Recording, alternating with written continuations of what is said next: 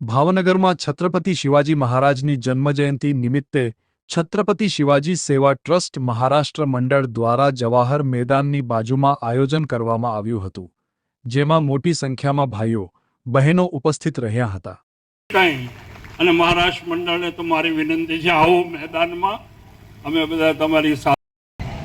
આજે આપણી પાસે સમય આવ્યો છે ત્યારે હિન્દુ સમાજ એકત્રિત થઈ અને આ રાષ્ટ્રને હિન્દુ રાષ્ટ્ર બને શિવાજી મહારાજ એ જ આજના એમના જન્મ જયંતિ પ્રસંગે આપણે સૌએ એ જ લાગણી સાથે ઘણો બધો અંદર આક્રોશ પણ છે,